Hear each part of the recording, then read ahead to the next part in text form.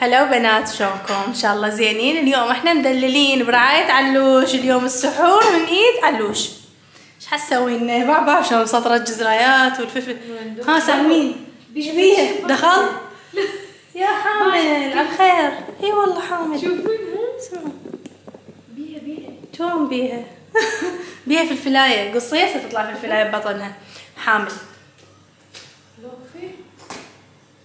سوي لنا عملية جراحية. راح الطفل بس قاط. ماما باعي سبحان توم. والله توم؟ والله. يا سبحان الله، حكيتها على نيتي. ايوه قلت لكم على شغله. علوش ليش قالت لي خليني انا اسوي سحور برا؟ انت تعبتي. قولوا لي ليش، بس قولوا لي ليش. صار لي تقريبا نص ساعه اسوي لها مساج، خليت لها زيت مال شعر. فطبعا عندي هاي الوجبه السابقه. هسه الوجبه الجديده راح اراويكم اياها. ضافوا لها زيت زيتونه، ضافت زيت اضافي فلونها صار شويه اغمق. هسه راح اراويكم اياها. فشنو سويت لها مساج. عندي المشط مال التدليك كلش حلو للشعر، يخبل. سويت لها مساج، خليت لها الزيت. وهاي بناتي تعبتي، اني راح اسوي سحور اليوم. زيت زيتونه صراحه انا وياها نستخدمه. اني مرات انسى، هي تذكرني، هي تنسى، اني اذكرها. نخليه سوا على الوقت. بس كلش شفنا نتيجه وفادنا بشكل مو طبيعي.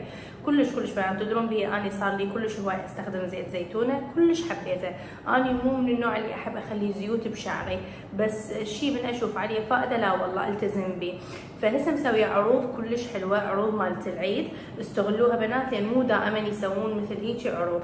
فعروض العيد هسه راح اقول لكم شنو هي، وراح اراويكم الزيت الجديد اللي لونه اغمق، واحكي لكم عنه. اللي ما ماخذين قبل، اللي ما يعرفون شيء عنه، راح احكي لكم بالتفاصيل على الزيت حتى نسوي سحور، نساعد علوش خطيه لان هي راح تسوي اليوم سحور. تقول مثل ما تلاحظون بنات اكو تغيير بلون الزيت بسبب اضافة الزيت السادس. سابقا كان مكون من 5 زيوت، حاليا من 6 زيوت. اضافوا زيت اللوز حاليا. الحلو بزيت زيتونة انه هو يحتوي على زيوت طبيعية 100% خالي من مواد الحفظ والخزن.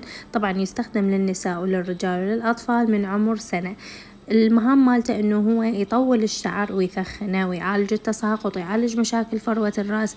اذا كنتوا تعانون من مشاكل بفروة الرأس، حكة وقشرة وهاي الامور وتحسس، كلش راح يفيد البنات اللي يتوقف النمو مال شعرهم وما يطول. كلش يفيد البيبي هير، راح يفيدكم بشكل مو طبيعي. ينطي نعومة ويعالج التقصفات للشعر. راح اسوي فول اللي علمني عليه ايوب كلش طيب. وراح اسوي المخلبة اللي تحبيها. اوكي مخلمة مالي ايش؟ شو زعلانة علي تحكي؟ المخلبة اللي تحبيها مالت اللحم، هاي طريقة التركية وياها بيض لا جي طيبة. اندومي كافي ولا يوسف انقع براسي الاندومي مليل هذا. تريد تسحرنا اندومي؟ رضيتوا والله صايرة؟ اندومي خير من الله. هاي جهال هي يبلون عليها وانا اسمع كلامها لازم نسحر اندومي. تخيلوا.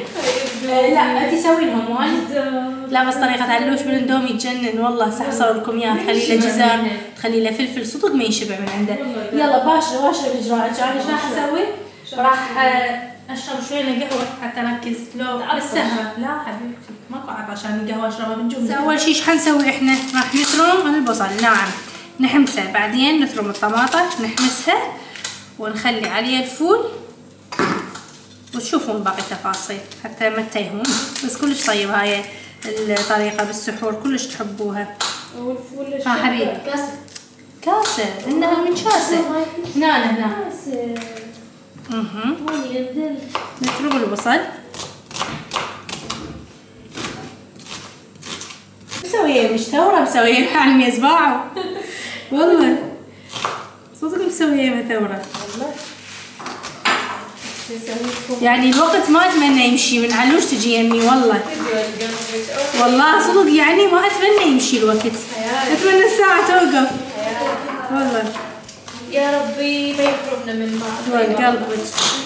وايد تسالوني ليش علوش، اكيد حتكتبوا لي بالتعليقات ليش علوش.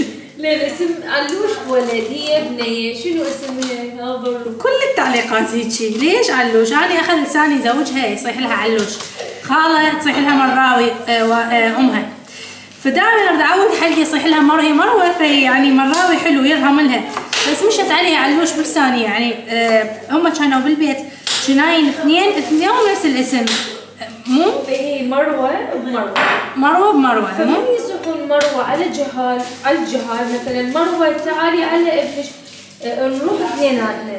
اي فقالوا هاي ما تطلع السالفه، يعني لازم وحده نسميها، لازم نفصل، لازم وحده نسميها مروش وحده نسميها علوش.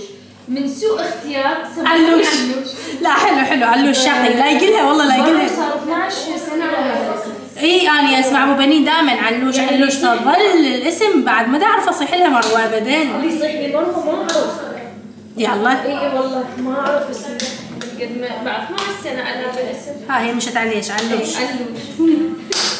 نقشر الطماطه حتى نخليها على النار ويا البصل راح نستخدمها للفول. شوفوا ساعتنا هاي الفول نضربي. والله اسهل منه ماكو، ترى حمسنا هسه بس البصل والطماطه وفلفل حار هاي شوي وناع حسب الرغبه انتي بكيفك. هسه ايش راح اسوي؟ هسه كلهم بالهاون اهرسهم. هاون؟ اي فشي دقي بيهم.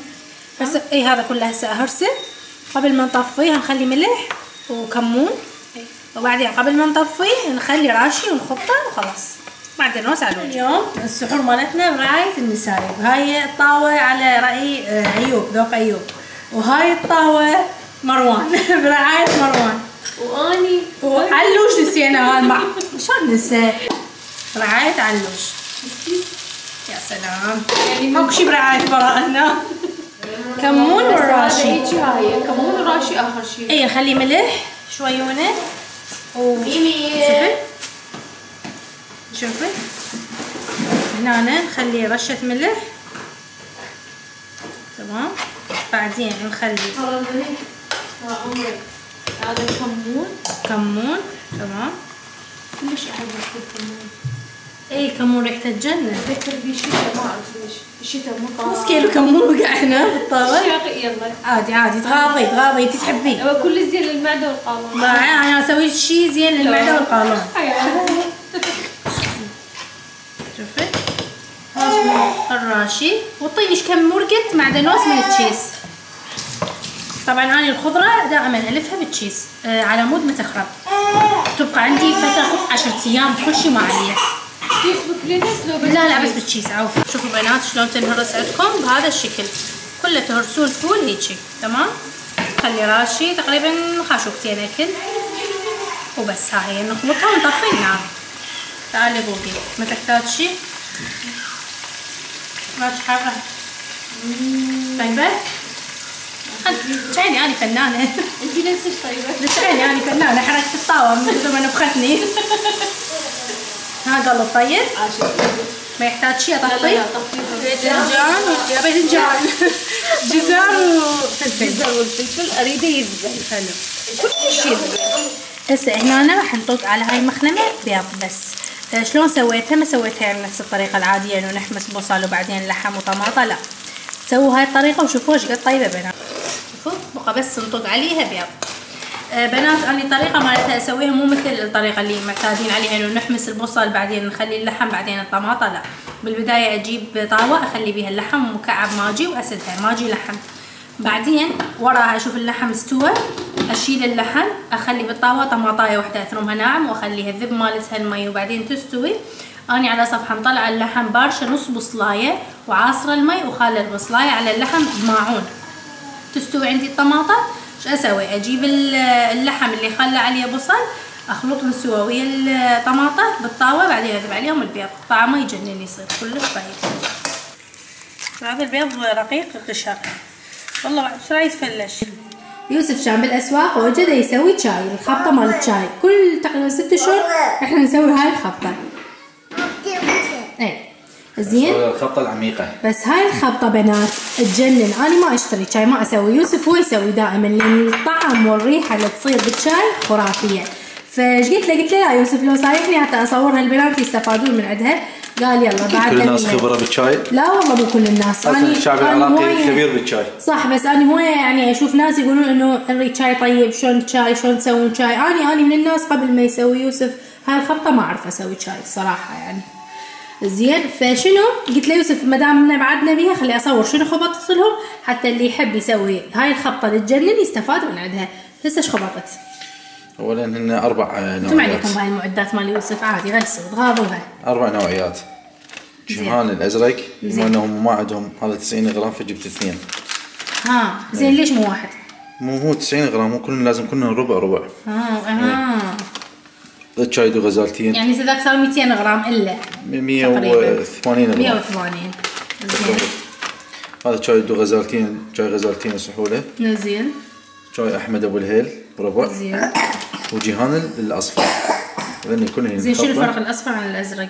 واحد ينطي لون، واحد ينطي طعم، يعني شو اسمه قوة لون. اي. حطيت العلاقة وياهن هيل، هو طبعا كله فيه هيل. رجال خليت هيل دقيت، شوف. طبعا هنا هيل. دقيت هو أصلا متروس هيل، بس احنا يشيل زيادة الهيل. زين.